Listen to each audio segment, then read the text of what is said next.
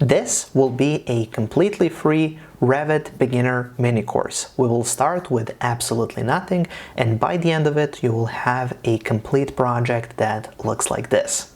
Now, if you would like to download the project files to make it easier to follow along with the course, I'm going to be leaving a link for that up in the cards above and then also down in the description of this video.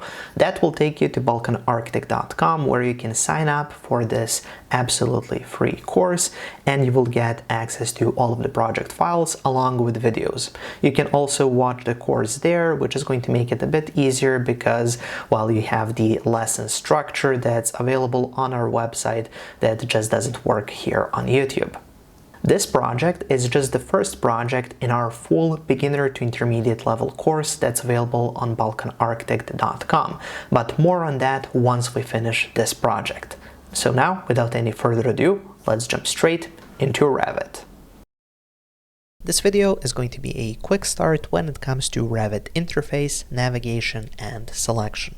So here I have Revit opened up, so depending on which version you have, it might look slightly different, but overall they all look the same.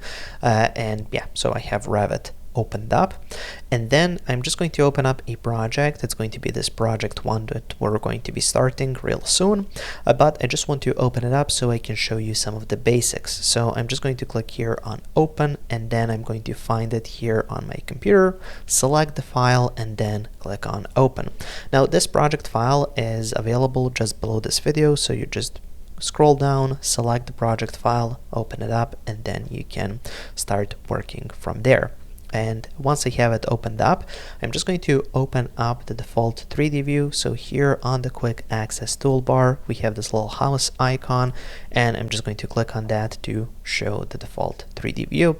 Now, in case you don't have it here, it might be down below the ribbon here, or alternatively, if you don't see it anywhere, just go here to the view tab and then click on the default 3D view.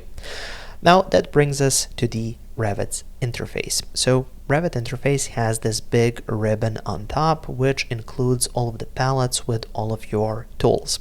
So it's divided into tabs. So here we have the architecture tab, and then it has all of the palettes for architecture tools. So here we have the build palette or build panel, and there we have walls, doors, windows, and so on. And then we have basically the same thing for all of the other tools.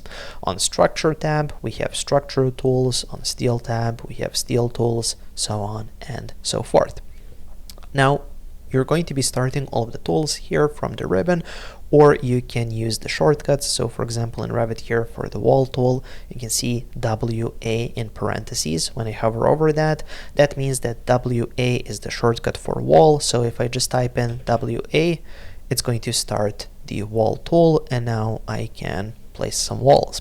So you can use the shortcuts, or you can just click on the tool. If you're coming here from AutoCAD, in AutoCAD you type in the shortcut and then hit enter. In Revit you don't have to hit enter, you just type in the shortcut and it's going to start that tool.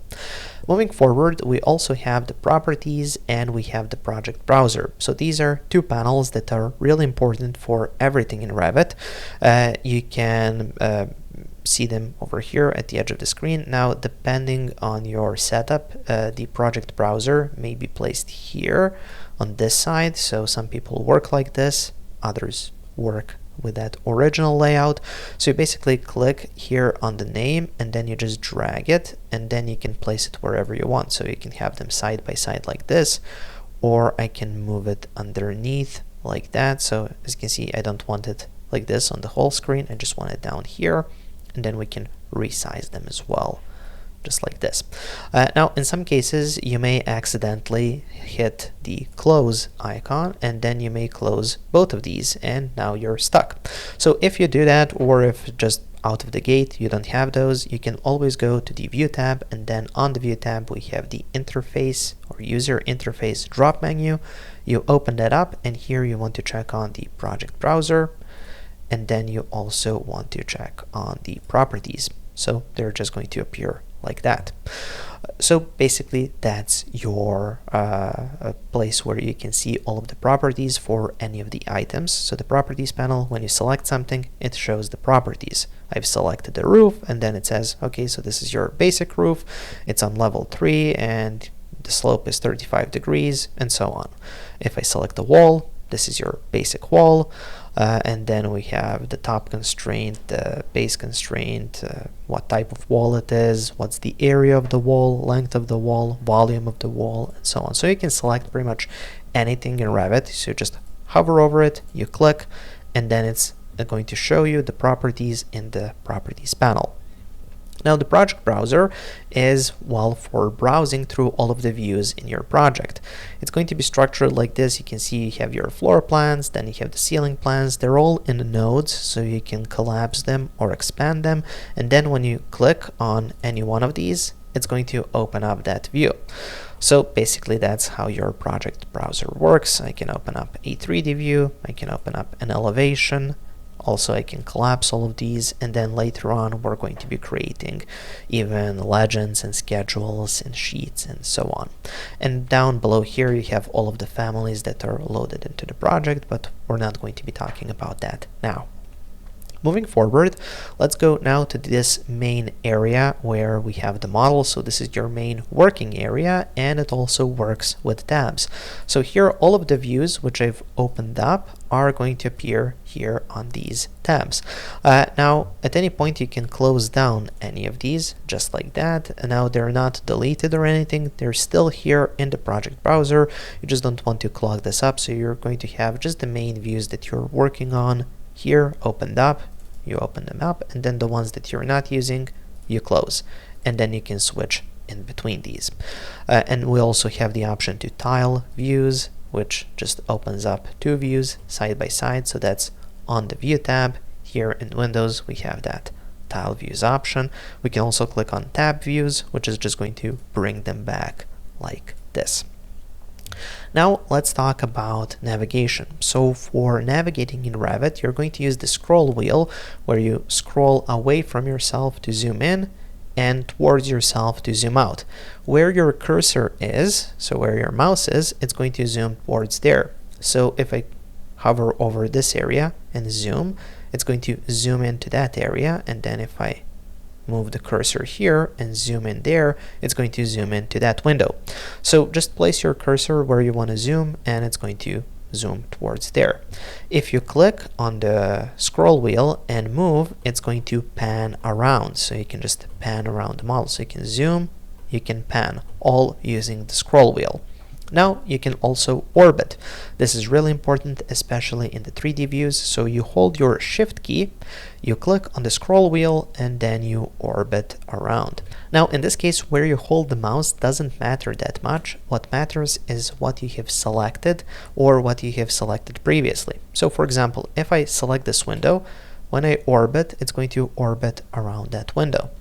Now if I deselect it, again, it's going to keep orbiting around that window. Now if I select the roof, now I'm kind of orbiting around the roof. It just, I have a kind of wrong position. So now if I move around, now as you can see, I'm orbiting around that roof. If I select the floor, now I'm orbiting around the floor. It may sound weird at first, but as soon as you work in Revit for 10 to 20 minutes, you'll get the hang of it. Finally, let's mention selection. So selecting objects is something that I have already shown you. You hover over something, it's going to highlight like this in blue, and then you click to select. So if it's only highlighted, it isn't selected. You have to click on your left mouse button to select an item. And then, yeah, it's going to show you in the properties whatever you have for the properties for that item. Now, also, you have the ability to hover over an item that's perhaps connected to something else, like a wall, and then when you hit the tab key on your keyboard, it's going to select the entire chain of walls. So now if I click, as you can see, it's going to select the entire chain here. We have actually 6 walls which have now been selected. So you can use the tab key in order to select a chain of walls in Revit. You can also use the tab key in order to toggle the selection. So if I hover here over this door, Well, as you can see, it's really complicated when you have a lot of elements in a small place. So here we have this door, but we also have the entire curtain wall. We have the curtain wall mullion, we have the curtain wall panel, we have the curtain wall grid. There's a lot of elements, and you might not select what you want. So if I want to select the door here and click, well, now it's selected the entire wall. I don't want that. So what you can do is you can hover over it and then use the tab key to toggle your selection. So see how it's toggling between the wall, the grids, the mullions, and here's the door. So now when I click, it's going to select the door. So you can just use the tab key in order to toggle selection. So it's going to toggle between whatever is close there in the view. If I hover over this, so now as you can see, it's toggling between everything that's nearby my cursor. So you can use the tab key in order to toggle your highlights and then make selections. Finally, when it comes to selecting, we have selecting multiple objects at once by using the cursor and dragging it out. So let's actually switch to level 1. You can also find it here, level 1. And now in level 1, if I wanted to select multiple items, I could click, hold, and drag. And as long as I'm dragging towards the left, it's going to show you this kind of dashed line. So what the dashed line means, or the dashed rectangle, what the dashed rectangle means is that anything that it touches is going to be selected. So see here how when I touch those sofas, it's going to highlight them. When I touch the table, it's going to highlight it. This table, the same. So basically anything you touch, it's going to select it when you release your left mouse click, just like that. Now if I click and drag towards the right, see, I'm touching things with the rectangle and it's not doing anything. However, if I encompass something like this table, now that's highlighted, and this as well. So basically when you go to the right, it's going to have a full line rectangle, and that means that you have to really have kind of the complete hold or to completely encompass something for it to be selected, just like this. So now when I release, only these items that were completely encompassed by that rectangle have been selected. So that's how multiple selection works in Revit. So those were some of the basics. Now you have the basic idea of how the course works, how the Revit interface, navigation, and selection works. So now, without any further ado, let's actually start with project 1. In this video, we're going to get started with our first project in Revit. I'm going to be showing you how to pick the correct template, and then we're going to set the levels, and that's going to complete the project setup. So as you can see, here I am in Revit. This is the home screen. Now, if you're using a different version, I'm using Revit 2024. If you're using a different version, you might see perhaps different recent files or something like that, but overall, the approach for starting the project is exactly the same. So to start a new project, you want to navigate here to Models and then go to New. Once you click on the New button, you're going to get this prompt for a new project, and here we need to select the template file. Now, a template file includes everything that you need either to complete the whole project or at least to get started with a project. Now, by default, we're going to get some options here in this drop menu. You can see in this case I have Imperial and Metric multidiscipline templates. However, I don't want to use these templates because I have actually prepared a template for this project that's going to make it easier for us to complete everything because it's going to include everything that we need. Now, this template is available for download and you can find it just below this video. So scroll down a little bit and you can download the files package including this template. Now, I'm going to hit here Browse. So the Browse button opens up the Choose Template window, and here you can navigate to wherever you have that template on your computer.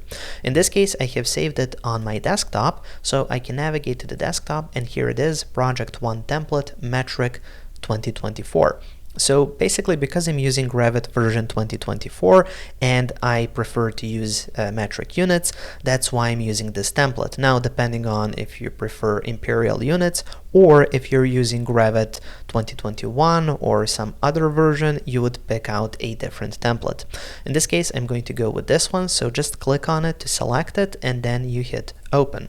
That's going to place that template here, and then to finalize the starting procedure for the new project, you want to make sure that here on the Create New panel, we have project selected, and then we can just hit OK, and that's going to start a new project. Now, once we have a new project started, I like to set up the levels in case I know which levels and elevations I want to use for this project. In this case, I know, so let's set them up. So to set up levels, you need to go to one of the vertical views. So you need to go either to a section or elevation to place levels and to set them up. So I'm going to go here to the project browser. It's this menu over here. You want to navigate down to elevations. Now, in case this is collapsed, you want to just expand it, and then you can pick out any one of these elevations. I'm just going to double click on the south elevation, which is going to open up the south elevation.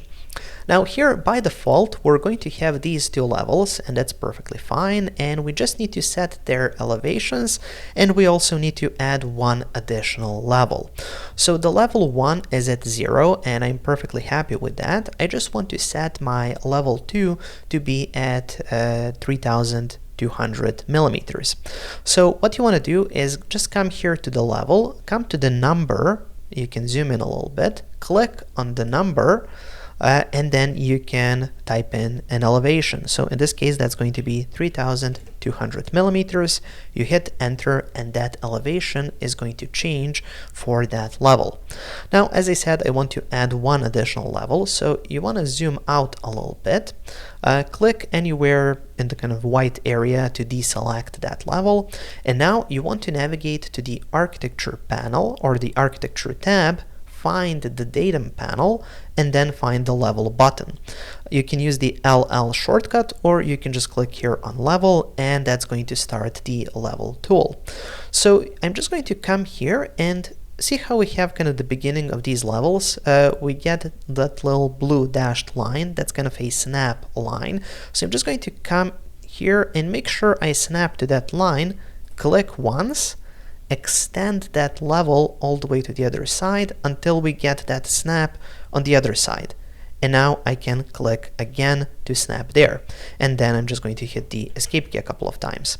Now I just want to set the elevation for level 3, which is again going to just mean that I come here to the number, click to select the level, click again to change the number, and type in 5000 millimeters.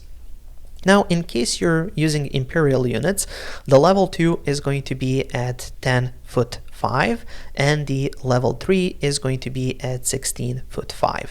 So just enter those numbers instead of the metric values. And now we have our project setup done, and we can get started with modeling our first project. Now it's time to start placing some walls. So let's go here to the project browser, scroll up a little bit and find floor plans, and double click on the level 1 floor plan. Then go to the architecture tab and click on the wall tool. WA is the shortcut. In the properties panel, if I click on this drop menu, I can select the wall type. I'm going to select the LE wall, 300 millimeter. LE basically means a lower level exterior wall. And of course, if you're using imperial, you can pick out the imperial equivalent. Then in the constraints, also in the properties panel, we have to define the base and the top constraint. So the base constraint is set to level 1, which is exactly where we want it to be. We want this wall to go from level 1 up to level 2. So for the top constraint, let's just change it from unconnected by clicking here, opening up the drop menu, and then picking out level 2. So it goes from level 1 up to level 2. And then we can just hit apply. Finally, to place the wall, we need to pick out a draw tool, and in this case, I'm just going to pick out a rectangle. And now let's place it. We want to make a 6000 by 10,000 millimeter rectangle, or a 20 by 33 feet rectangle, but I'm just going to click here, make a rectangle, click again, and then hit the escape key a couple of times to escape out of the wall tool. Revit usually works this way, where you just place elements and then you adjust the dimensions. It's a lot easier to work this way. So now let's come into one of the walls, select the wall, or just click on it, and then you're going to get this temporary dimension. We can use this to further dimension our building. However, this might not look exactly the same on your computer, and that's just how it's set up. So here, if you zoom in, you can see it goes from the inner edge or the inner face of this wall to the inner face of this wall. Now you just want to make sure that this setting is set correctly, and you can adjust that here in the Manage tab. You go to Additional Settings, find Annotations, and here you can find Temporary Dimensions. Now if you're using an older version of Revit, it might be located somewhere here in the menu. In Revit 2024, it's here under Annotations. You click on Temporary Dimensions, and here you just want to make sure that for walls it's set to faces, and for doors and windows it's set to openings, and then just click OK. Okay, now let's go back, select this wall, and here I'm just going to type out 6,000 millimeters or 20 feet if you're using imperial units, and then let's select the bottom one and set this to 10,000 millimeters or 33 feet, and just click in empty space to deselect that wall. Now it's time to start placing the interior walls. For that, let's go back to Architecture, back to Wall, and then in the Properties panel you want to select the interior wall. Now for the base constraint and the top constraint, you're going to notice that it kept the settings which we've set up previously. Revit usually remembers what you were doing, so it's just going to keep those settings. And the only change is going to be with the draw tools. Instead of a rectangle, I'm going to pick out the line draw tool. Now I'm just going to draw a few walls here, so let's draw a shape like this. Hit the escape key only once to stop the chain of walls, but still stick inside of the wall tool. Then you want to place one wall here and then one wall like this. Hit the escape key a couple of times. Now again, it's time to dimension these, or just to adjust the correct dimensions. So zoom in a little bit, select one of the walls, then you want to adjust your dimension here. So this should be 1800 millimeters or 5'11". Next, let's select this wall, and then this one should be at 1600 millimeters or 5'3". Then I'm going to select this wall, select the dimension, and this one is going to be set to 2000 millimeters or 6'6". And finally for this one, we're going to set that to 1300 millimeters or 4'3". Now I also want to dimension this wall here. This is basically a wall that's going to be covering the edge of a kitchen. Here I want to have some kitchen cabinetry, so I just want to extend this wall to cover that. Usually that's 600 millimeters or 2'1". But I don't really have a temporary dimension where I can adjust that.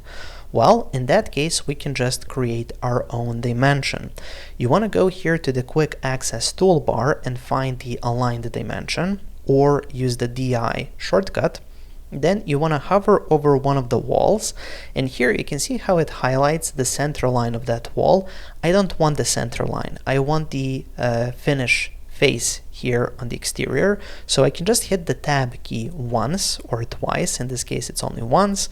Now it highlights this edge. Click, do the same thing here, click, and then place that dimension by clicking in empty space. Now I can hit the escape key a couple of times, select that wall again, and now you can see we can use this to add a dimension, or to basically adjust the dimension of this wall. So this will be 600 millimeters or 2'1", and then I can just select this dimension and hit delete to remove it from my drawing. Now once we have placed these walls, it makes sense to see what our project looks like in 3D. So what I'm going to do now is I'm just going to click here on the little 3D icon, and that's going to open up the 3D view, and this is what that looks like. So as you work, you can always go to the quick access toolbar, click on the default 3D view so you can see what your project looks like in 3D. For now, I'm just going to close it. And then finally, it makes sense to save this project just in case the computer crashes or something like that. So for that, let's go to the File menu, let's go to Save As, Project, and now I can just save it on my computer. Let's call this one Project 1-BA for Balkan Architect, and then I can just click Save to save that project. Now it's time to start modeling our upper level. So I'm going to go here to the project browser. You want to find floor plans and then find level 2 and double click to open it up. Now here, if I zoom out, we can see our elevation markers, but we cannot see really what's going on level 1. Now, in a lot of cases, this isn't going to present with a problem, but in this case, because I want to use that level 1 as reference for my level 2, well, it makes sense for me to see that level 1. For that, we can use the underlay settings. So when you're in a view and nothing is selected, here in the project browser, you're going to say it says floor plan, or if you're in an elevation view, it's going to say elevation. So basically, that means that your properties panel is giving you your view properties. So now you want to scroll down and find underlay. Now this may be collapsed like this, so you just want to expand it by clicking on these little arrows, and then you want to set the range base level from none to level 1. Once you hit apply, you're going to notice that now we can see the outline of those walls. Now we cannot really select them or move them, but we can use them as reference. So now we can start placing our walls. So to place the walls, you want to zoom in a little bit. You want to go to the Architecture tab, the Build panel, and click on the Wall tool. WA is the shortcut.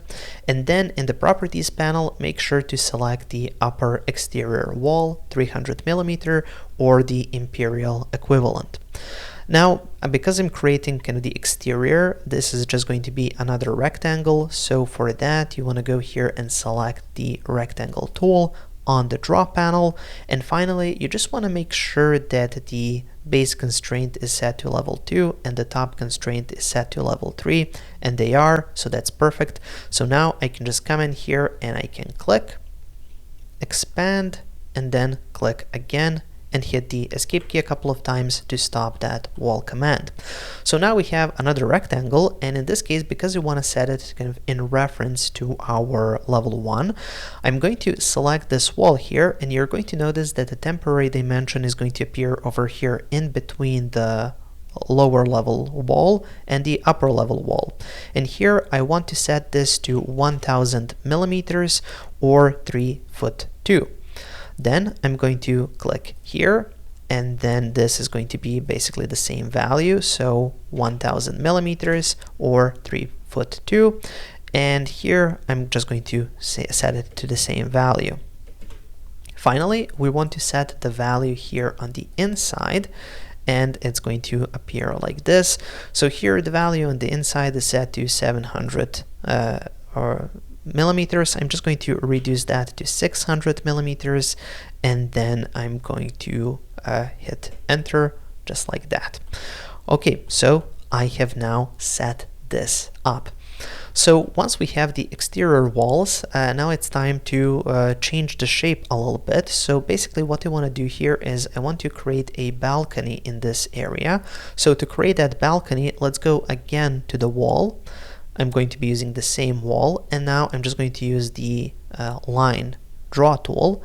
Come here to the intersection of the lower and the upper wall, click, go towards the inside a little bit, click again, expand, and then click like this.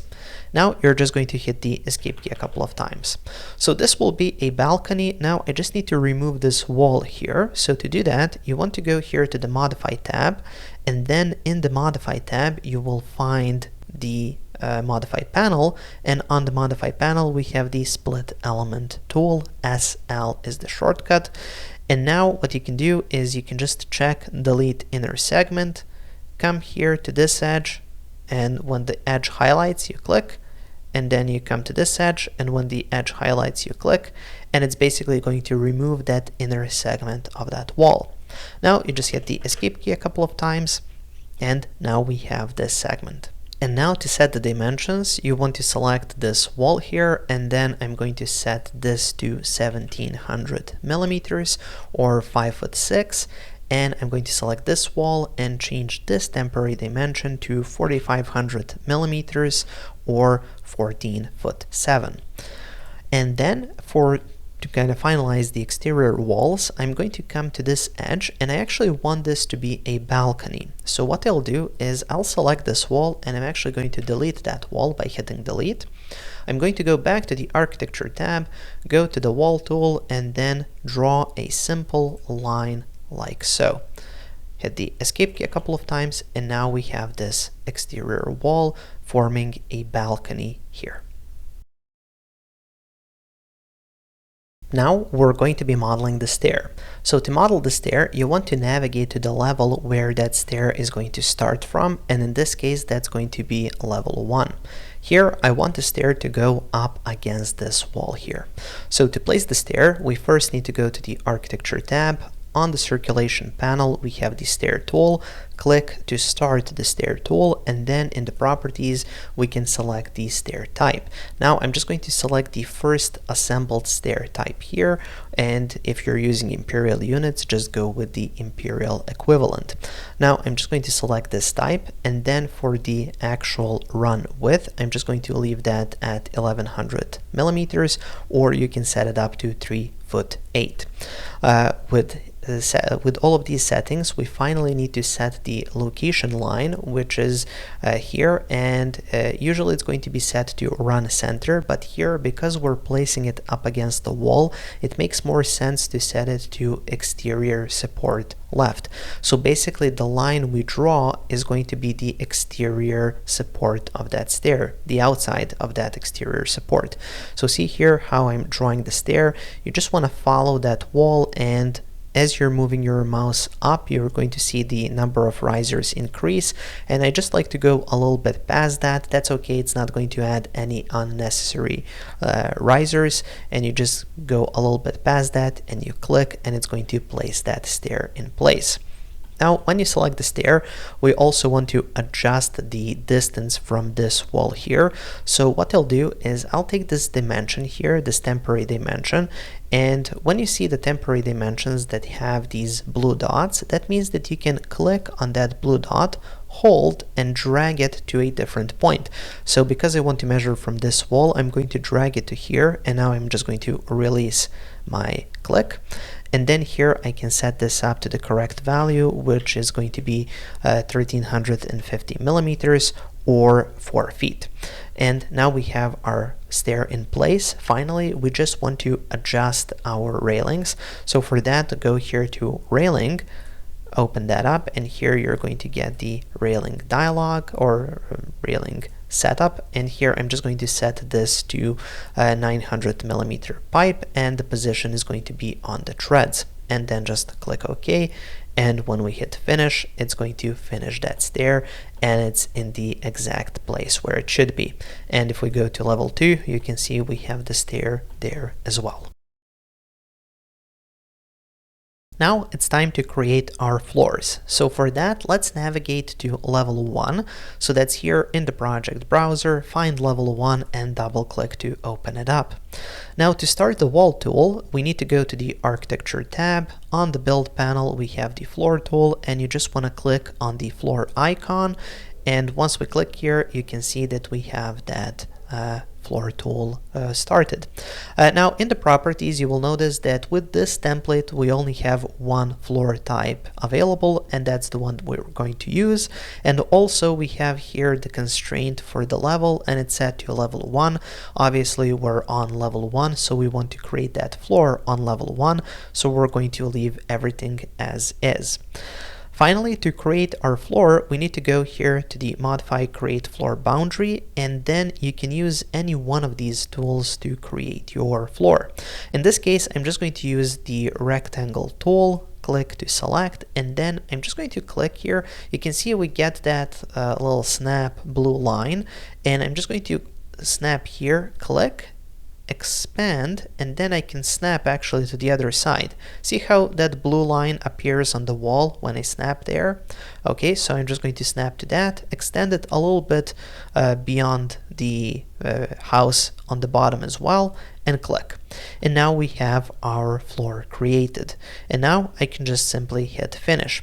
So we have a floor which extends a little bit beyond the walls in the front and the back, and I just prefer to have it like this for this particular project. Now we need to create a floor on level 2 as well. So let's open up level 2. And here it's going to be a little bit more complicated, just because we have the walls on the bottom, we have the walls up here, and then we have the stair as well. So I'm just going to start that floor tool again. And you can see in the properties panel we have the same settings. Now it's level 2 because Revit recognizes that we're on level 2 and we're probably creating our floor on level 2 as well. Now in terms of creating the boundary, as I said, it's going to be a little bit more complicated. So I'm going to go here to the draw tools and select pick walls. Then I'm going to click on this wall here to pick it, and you can see that this line is now the pink line, which indicates the boundary of our floor. It's on the outside of the wall. I can use this little flip arrows to flip it to the other side, but I actually want it to be on the outside of this particular wall. Click here to do the same thing, and then I'm going to click here to do the same thing here and here as well. Now, because we have this balcony over here, I also want our floor to follow these walls here. So if I click on this wall, I actually want it to be on the inside. So if it's on the outside, flip it to the inside, because I want this wall to go past that floor and be some sort of a railing for the balcony. I can do the same thing here, and I can do the same thing here. Finally, I want to connect this or these two lines here to form the balcony here. So for that, I'm just going to switch to the line tool and go from here to here. Now this might look a bit complicated, and when I hit the escape key a couple of times, you can see it seems like we have sort of a mess here, but don't worry, we can fix it up really quickly by using the trim and extend to corner tool. So once you get the draw boundary for your floors, and this will be the same for your walls or other tools, you will get the modify panel as well just over here, and then you can use the trim and extend to corner, or TR is the shortcut, to fix things up. So in this case, I want to create a corner here like that. So I'm just going to click on this line. Make sure to click on the part of the line which you want to save, and then you click on this line, and it's just going to connect them and trim them. Same thing is going to happen here. Just click on the two line segments which you want to keep, and that's going to create the proper boundary. Finally, we need to make an opening for our stair. So for that, let's switch to the rectangle tool, zoom in and find the end point of the stair. Click, expand to the other side, click again, and there we go. So now we have our entire floor. I can just hit finish, and it's going to ask us, do we want to attach the walls below to the bottom of this floor? And in some cases you want to attach them, in some cases you don't, so it's usually good to keep this dialog. So I suggest you don't don't show this message again. So I want to see it, and then I'm just going to hit attach for this stage. Okay, so it's going to give us some warnings. I'm going to click OK, and that's it. And now finally, just to complete this segment, I just want to turn off the underlay settings because we no longer need to see the walls on the bottom. So I'm just going to go here to the view properties. So just make sure nothing is selected in level 2. Go to the properties panel, scroll down to underlay, and then just change this from level 1 to none for the range base level. Hit apply, and now you can see we can only see the top floor. Now it's time to place interior walls on our level 2. So to do that, make sure that you're on level 2, and then we're going to go to the architecture tab, On the build panel, click on the wall tool, WA is the shortcut, and here you want to select the interior wall type. Then in the properties panel also, you want to double check to see if the base constraint is set to level 2 and the top constraint is set to level 3, and in this case it is, so we can just leave it as is. And then for the draw tool, I'm just going to be using a line. Now in this case, placing this wall is going to be a little bit different because I want to follow the inner edge of this exterior wall that we have with our interior wall. So we want the edge of the interior wall to kind of follow the edge of the exterior wall. Now to achieve this, what we need to do is we need to go here to the location line, and you can see it's set to wall center line. Now I can change this to finish face interior or exterior. In this case it doesn't really matter because we're in the interior of the building and all of our walls are going to stay in the interior. So in this case I'm just going to set it to finish face interior, and that means when I start creating a wall, you can see the line where I draw is going to be on the edge of this wall. And then if I hit the space key, it's going to flip it to the other side. I'm just going to hit the escape key now, and then I'm going to start over. Click here at the edge, start moving. I want to hit the space key now to flip, and then go to the other side and click to finish. And then you can just hit the escape key once. By hitting the escape key once inside of your wall tool, it will stop the chain of walls, but it will not stop the command. You need to hit the escape key at least twice to stop the wall command. Okay, so now let's go to this side here, and then I'm going to hit this edge, click. Again, hit the space key to flip it to the other side, and then go all the way up to the stairs. Then here I want to flip it again, so hit the space key and then go and follow basically the edge of this stair. Another click here, and then I want to finish that here. Hit the escape key once, and finally I want to create another wall here, which is going to go like this and then like this. And finally hit the escape key a couple of times to completely exit the wall command. Now I want to extend this wall, so I'm just going to select it, find the little grip point, which is this blue point, and then you click and hold and just drag it over to the point where you want that wall to stop. Finally, we can just set the dimensions. Now we only have a couple of dimensions here, so this I'm going to set to 1950 millimeters or 6'4", and then on this side I just want to set this to 2650 millimeters or 8 feet. And there we go. So now we have this bathroom area, and then this is going to be a bedroom, and this is going to be kind of a upstairs living room, so to speak, and we also have these two closets.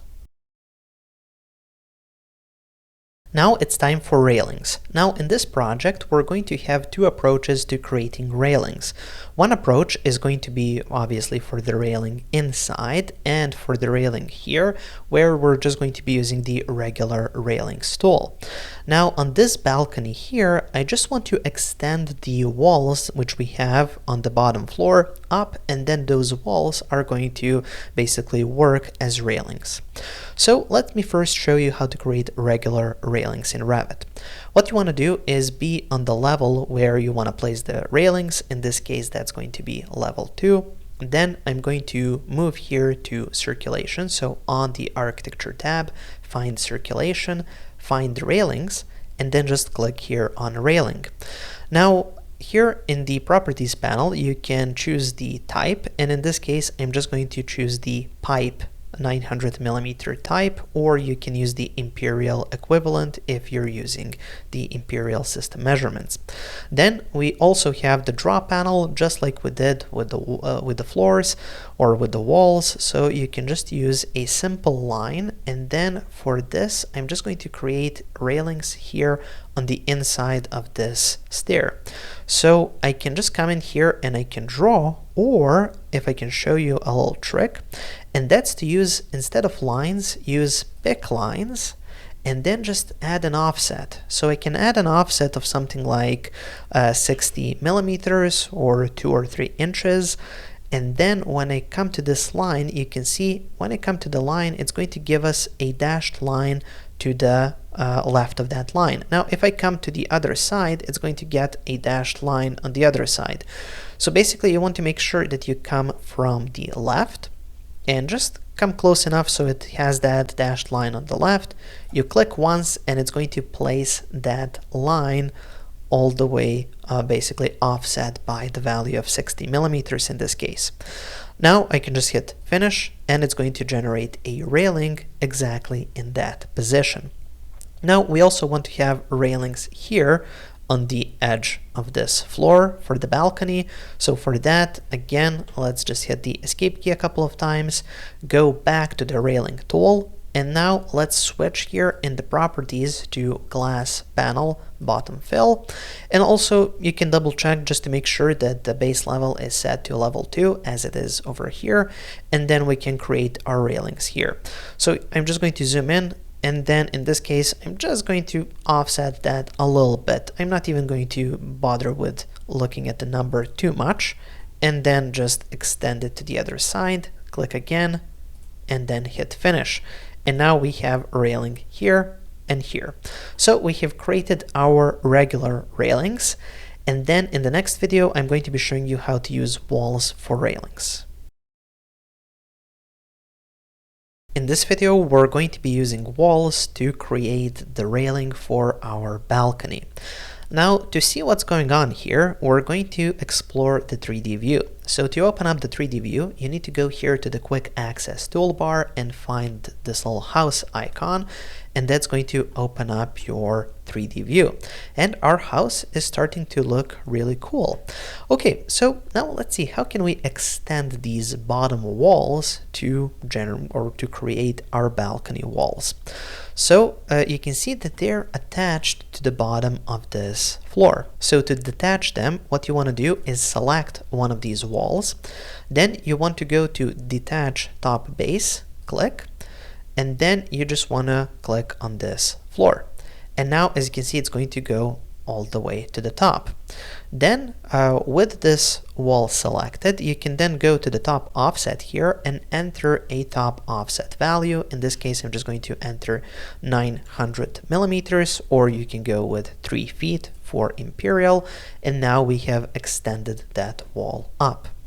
Now we need to do the same thing for these walls here. So let's hit the escape key a couple of times, and then let's see what can we do here. So if I try to extend this wall, it's going to extend it both outside and inside. And the same thing goes on the other side, and we don't want that. So what we're going to do is we're going to split this wall and allow one half of this wall, or one part of this wall, to extend, while the rest will stay attached to the floor up here. So how do we do that? Well, we need to go down to level 1. So let's go to the project browser, open up level 1, and then we need to see the walls above so we can judge where we need to cut. To do that, we need to deselect everything. So just click in empty space. You're going to see here floor plan in the properties. That means we have the view properties, and now we can scroll down to our underlay settings and change the range base level from none to level 2. When I hit apply, it's going to show me where the walls are on that upper floor. Now I can come in here, and I know that this wall should be split over here along the exterior line of the upper wall. Now to split that, you need to go here to the Modify tab and then go to the Modify panel and click on the Split Element tool. SL is the shortcut, and now we want to uncheck Delete Inner Segment, and I'm just going to come here to this wall and see how it's going to highlight that wall, and we have that temporary dimension just at the edge of the upper wall, and now we can just click here and it's going to basically split this wall. Now we're going to get this warning asking us do we want to detach this wall, and we actually do want to detach it, and there we go. Now just repeat the same thing up here with this wall. So you just hover over the edge, see how the edge highlights at the exact spot, and then you just click. Again, we get the error message and we say detach, and now they are detached. So we can just hit the escape key a couple of times, go to the 3D view, and now you can see these two walls can be selected as individual segments.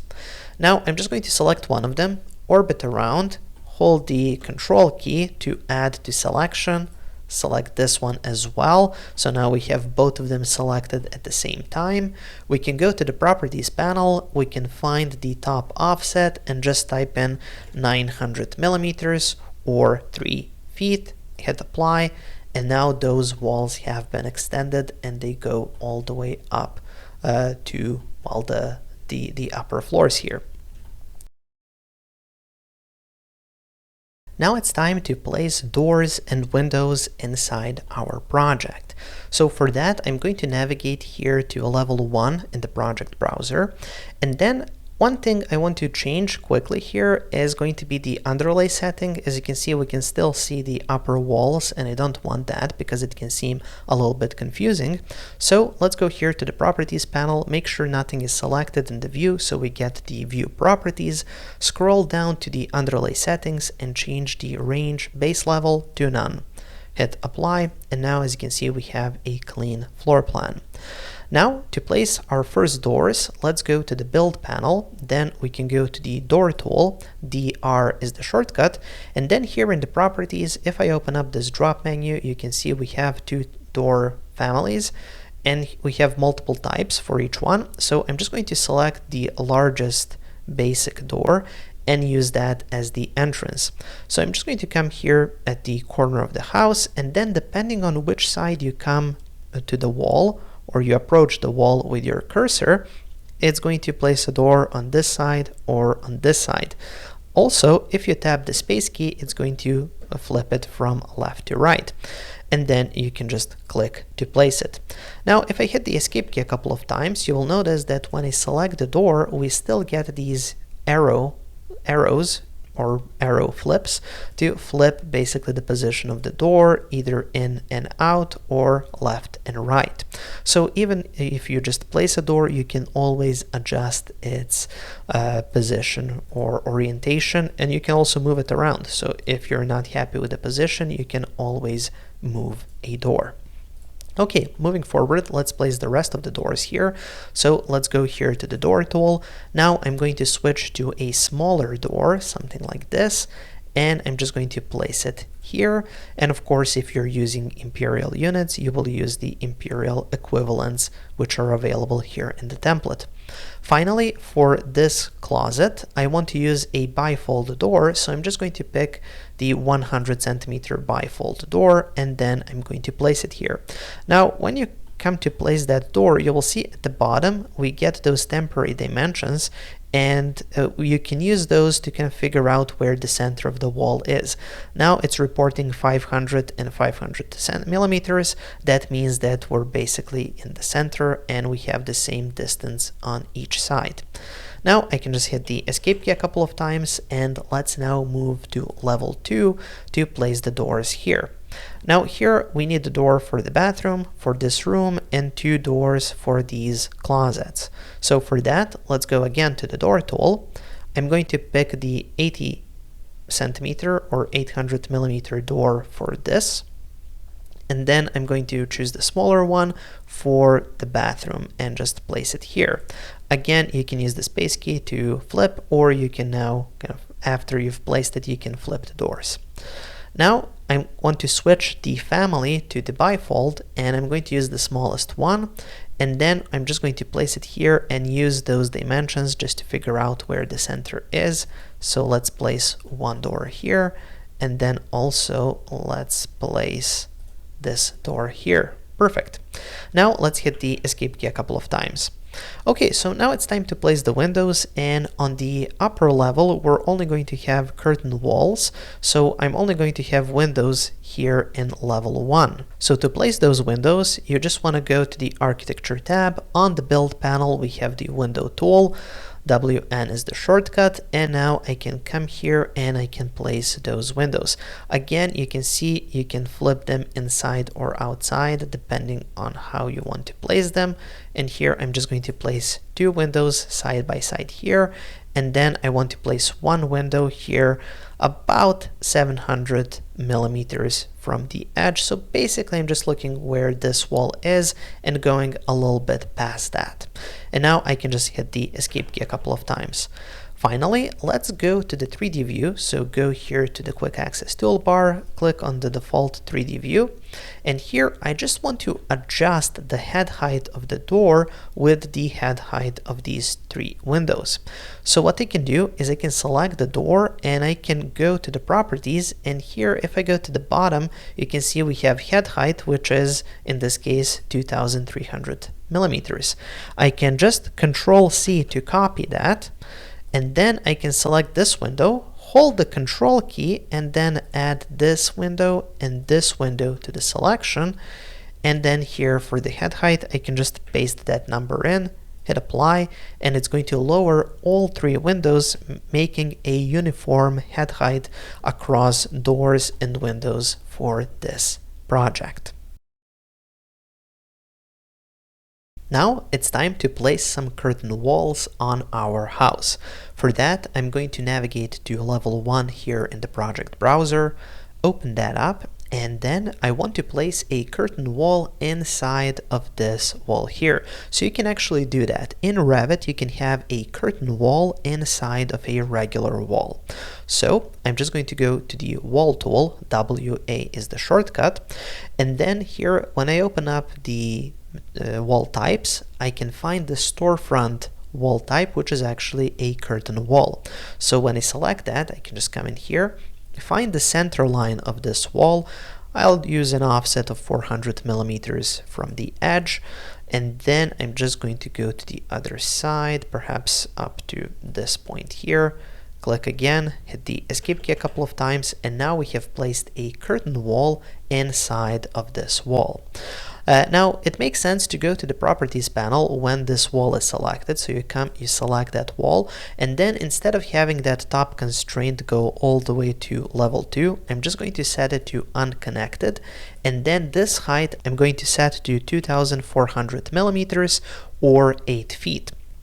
And then when I hit apply and go to the 3D view, you can see this is what that looks like. So it's limited in its height, it's not going all the way to level 2. Okay, so now let's go up to our level 2 and let's place some curtain walls there as well. So I'm just going to go here to level 2, or you can find it in the project browser, level 2.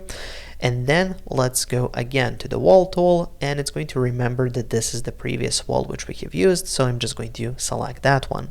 Now here the top constraint is set to level 3, the base constraint is set to level 2, and I'm just going to leave that as is, because actually on the level 2 we're going to have our curtain wall go all the way to the roof.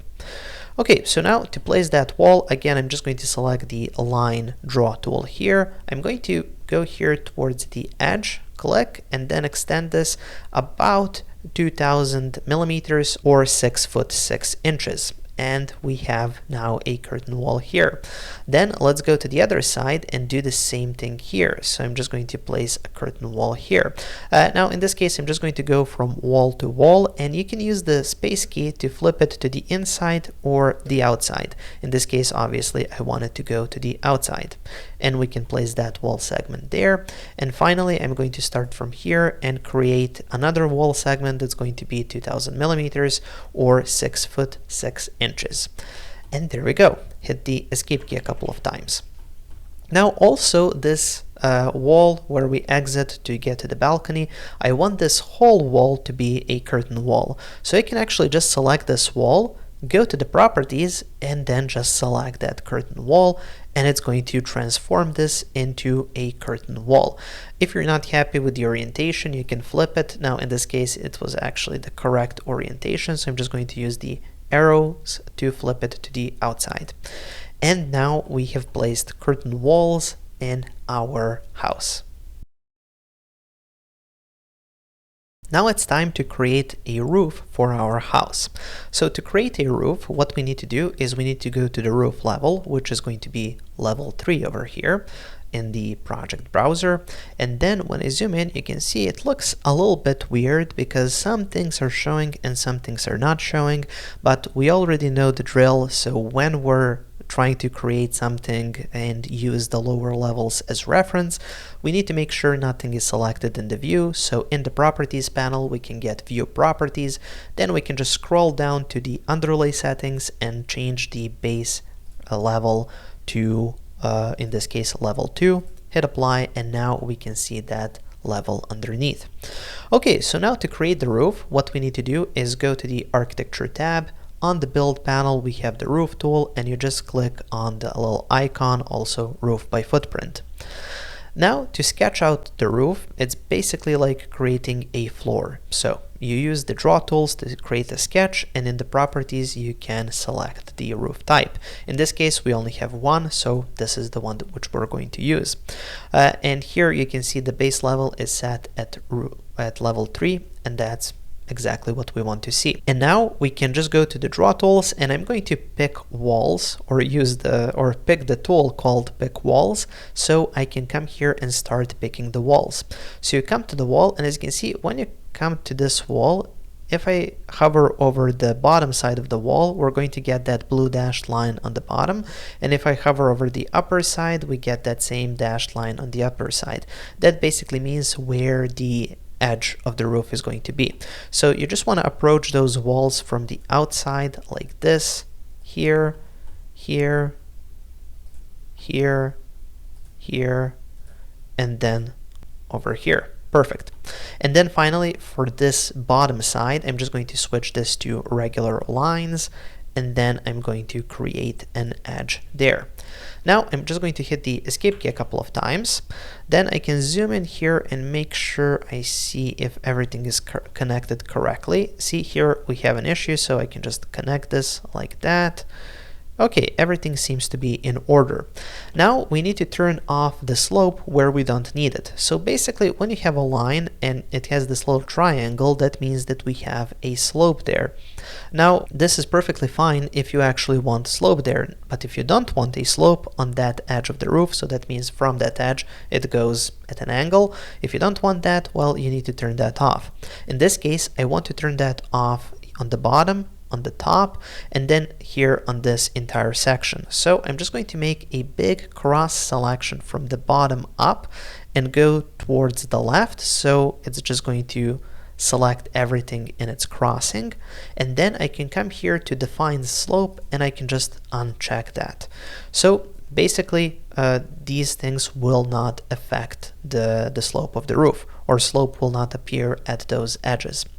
Now moving forward, we also want to adjust the slope. So if I make a selection like this, hold the control key and add this side as well, here we can adjust the slope, and I can set this to 35 if I want, just like that.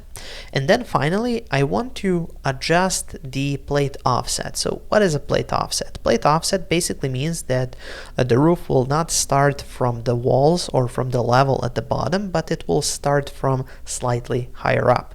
We want this so we can create an interesting roof. So let me demonstrate. If I hit finish now, it has generated a roof, and the roof looks like this, and it looks perfectly fine. However, if I want to make it just a tad more interesting, what I can do is go back here into level 3, and then in level 3 I can go to edit footprint. I can select these two sides, so the bottom two sides, and then I can go to plate offset from base, and I'm just going to type in 1200 millimeters or 4 feet, and then you want to hit apply, hit finish, and now when you go to the 3D view, this is what that roof looks like, and I think it goes very well with the whole design of this house. And that's how you create the roof. Now it's only a matter of connecting all of the walls up to that roof to kind of complete the shape of this building. So to do that, I'm going to show you a little trick. You want to go here, and you can actually use this this view cube and click on front or one of the sides, and then you can make a cross selection. So you want to make sure you start above this wall and make a cross selection towards the left like this, and it's going to basically select everything in sight. Then you want to go here to filter, and then we're going to filter down this selection to walls only. So I can go to check none and only check the walls, hit apply, and it's going to remove all of the doors from the selection and so on, and the railings. And then when I hit OK, now I can go to attach top base, click there, make sure it says top here, and then when I select that roof, it's going to attach everything, so all of the walls to that roof. Now we're going to get this error message because the curtain walls need to kind of readjust, and they're going to delete some mullions and create some new mullions. That's perfectly fine, so you just click here on delete elements, and there we go. So now we have our building. Now here I want to make a slight adjustment because as you can see here, the curtain wall, it kind of goes, the roof only goes to the center of it. So let's select that roof. Let's go back to edit footprint, go to level 3, and then here in level 3 we can just align it towards the kind of edge of that curtain wall. Hit finish, and now in the 3D view this is what that's going to look like, and now it looks correct. In this video, I'm going to be showing you how to place curtain wall doors on curtain walls. So placing doors on curtain walls isn't as simple as placing doors on regular walls, because these doors need to fit into the panels themselves. Here we have 6 panels, and the doors really need to fit into these panels, and those doors aren't going to be the regular doors which we have here, but they're going to be panels which are set up as doors. So let me show you how this works. What you want to do first is navigate to level 1 here in the project browser.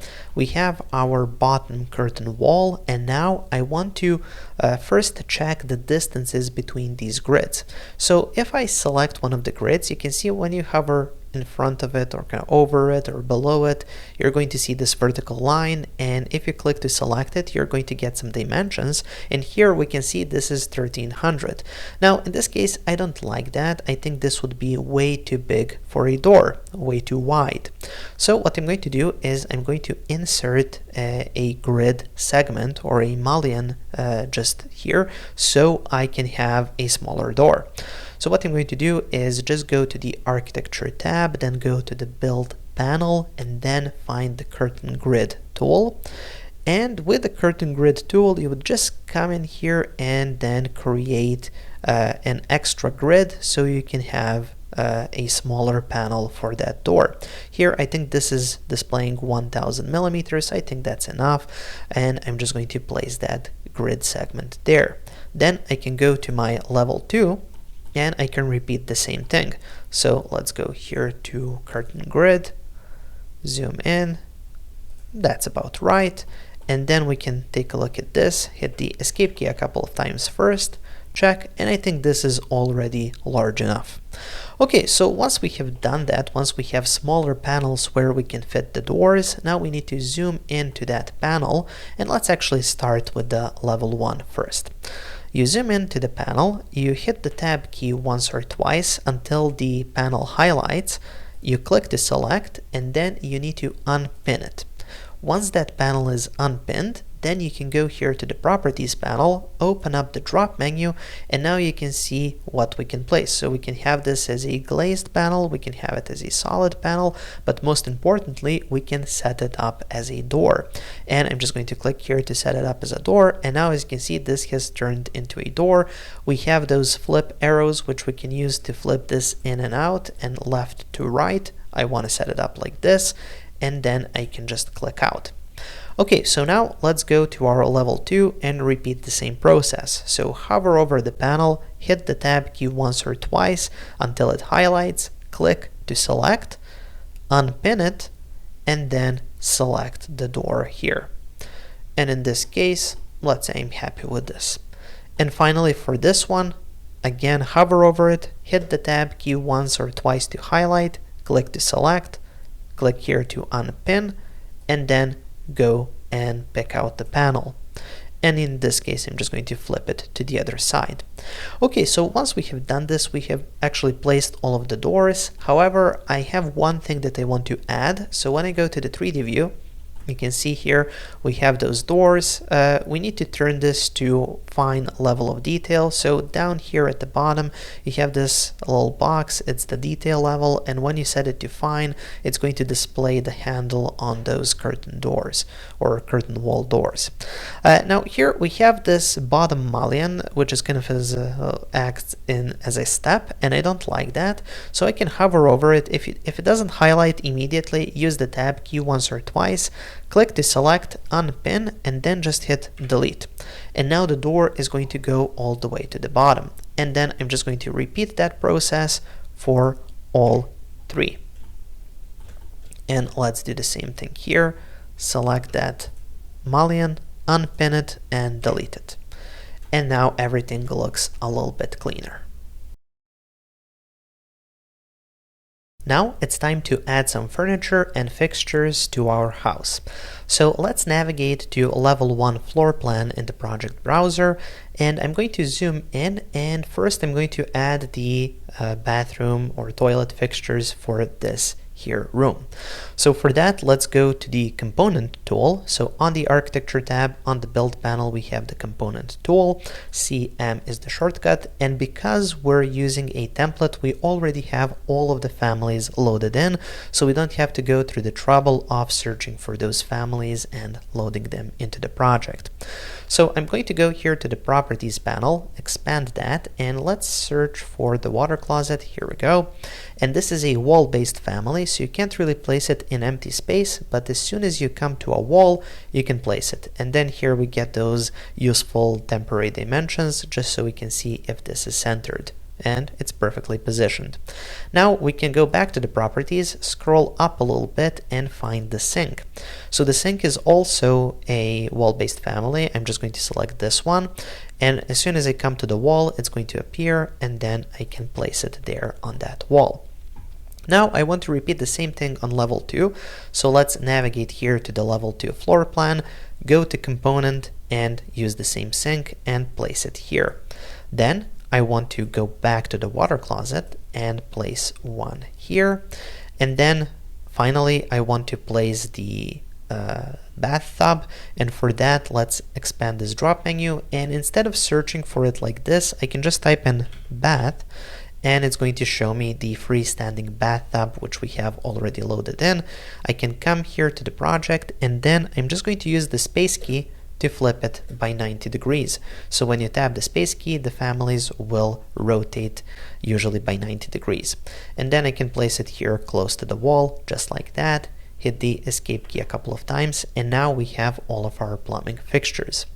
Moving forward, let's go back down to level 1, and now let's fill out this walk-in closet. So we want to have some shelves or something like that, some storage, and for that I have a perfect family, which is a line-based family. So you basically sketch out a line, and it's going to fill that out with the family. So if I go here to component, and then let's open up the drop menu and search for storage, we have two options. I'm going to go to the smaller one, select it, and then when you come close here and start with this point, click once, expand it, and then you can hit the space key to flip it to the other side. And now when I click the second time, it's going to stretch that family out, and it's going to perfectly fit into this space. Now I can repeat the same thing here, just like that. And then let's do the same thing for the kitchen, where I also have a line-based family, so placement is going to be really easy. Again, let's search here for kitchen. Perfect. These are the lower cabinets. Click here, expand, hit the space key if you want to flip it to the other side, and then click once again. I'm also going to click here and expand it for the island, and then hit the escape key once. And finally, let's go back to the properties panel, expand the drop menu, and here we have the upper cabinets. Now for the upper cabinets, you want to make sure that place on work plane is selected, and then let's click here, hit the space key to flip it to the other side, and click again, and now we have those cabinets in place. If I go to the 3D view, you can see this is what that kitchen looks like. We can see it kind of from the outside. Okay, so we have placed our kitchen. Now it's time to move to the living room. So let's go here to the living room. And for that, let's first figure out the dining area, which is going to be here, and then the living room area, which is here. Let's go to component. Let's expand the drop menu and search for table. Here we go. We have some coffee tables, and we also have a regular table. So let's go with a regular one. You can use the space key to rotate it around, and I'm just going to place it like this here. Then let's go and search for some chairs. Here we have this chair. I'm going to select it, and then again you can use the space key to flip it around, and I'm just going to place one chair here. Then I'm going to hit the escape key a couple of times and select that chair, and now I just want to have 4 chairs around this table, and for that what I'm going to do is use the mirror tool. So when you select an element on the modify tab, you're going to find the modify panel, and here we have the mirror pick axis. MM is the shortcut. When you select this tool, you can select the element, you can check copy here, and then when you find the center line of the table and click, it's going to basically copy it or mirror it to the other side. Now I can just select these 2 chairs, again go to mirror, and then make sure that copy is checked, find the vertical center line, click, and now it has basically copied those chairs on this side as well. And finally, just to make it a bit easier to move this around, I'm just going to make a broad selection and select this entire table with chairs, and then I'm going to go to the create panel and click on create group. GP is the shortcut. We can call this one the dining area and click OK. And now this is a group, so no matter what I select, the whole thing is going to be selected, so I can move it around and position it however I like. Okay, so once we're done with our dining area, now it's time to move to the living room. So for the living room, let's go back to component, open up the drop menu, let's search for sofa. We have this 3-seater sofa, select that, and let's place one sofa like this here. Okay, so now I can hit the space key a couple of times, flip it to the other side, and you can see when I kind of center them, we're going to get that little line, which is going to indicate that this is basically in the same line, and then I can click again to place the other sofa. Now let's search for that coffee table. Okay, let's select the largest one and place it again in the middle. You're going to get these little lines just to help you find the center, and then we can hit the space key to just move it to the other position. Now in this case we kind of lost those lines, so let's do that again. Hit the space key, find the position, hit the space key again, and then click to place.